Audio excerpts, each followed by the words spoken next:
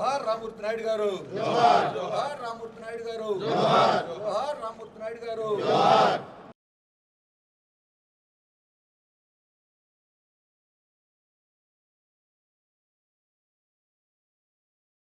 జోహార్ రామూర్తి నాయుడు గారు, జోహార్ రామూర్తి నాయుడు గారు, జోహార్ రామూర్తి నాయుడు గారు, జోహార్ రామూర్తి నాయుడు గారు. రామూర్తి నాయుడు గారు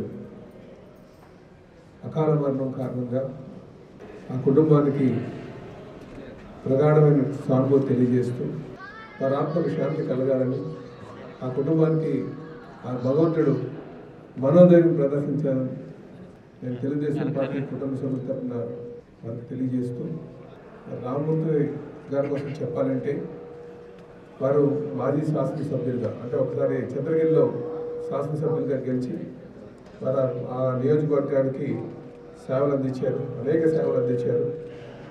ఎప్పుడు కూడా తనదన స్థాయిలో తాను ముందుకు దూసుకు వెళ్ళిపోయేటటువంటి వ్యక్తిత్వం. కానీ ఈరోజు వారు మన మధ్య లేకపోవడం చాలా బాధాకరం అని చెప్పి తెలియజేస్తూ, ఆ భగవంతుడు ఆయన ఆత్మకు శాంతి కలగాలని, ఆ కుటుంబ సభ్యులందరికీ కూడా మనోధైర్యం ఇవ్వాలని చెప్పేసి జాతీయ అధ్యక్షులు మాన్యశ్రీ నారా చంద్రబాబు నాయుడు గారి తమ్ముడు, మాజీ శాసనసభ్యులు, తెలుగుదేశం పార్టీకి విశిష్ట కృషి చేసిన నారా రామూర్తి నాయుడు గారు కొద్దిసేపటి క్రితం పరమపదించడం చాలా దురదృష్టకరం.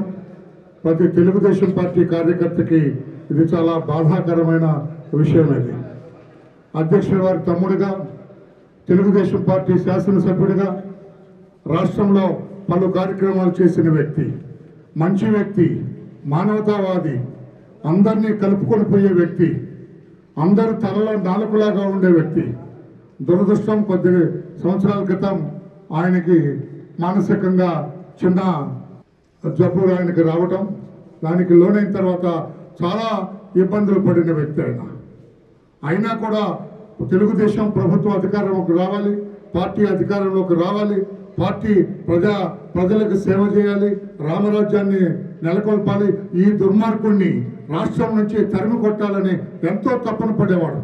అంత తపన, అంత తాపత్రయం చంద్రబాబు నాయుడు గారికి అంత ఇది ఉండేదో జగన్మోహన్ రెడ్డిని ఈ రాష్ట్రం నుంచి తరిమి కొట్టాలని అంతకు తగ్గట్టుగా ఆయన చేష్టలతోటి, ఆయన హావభావాలతోటి కూడా చూపించే వ్యక్తి అని చెప్పి కూడా నేను తెలియజేస్తూ, ఆఖరి శ్వాస విడిచారని చెప్తే చాలా బాధాకరమైన బాధపడ్డాము.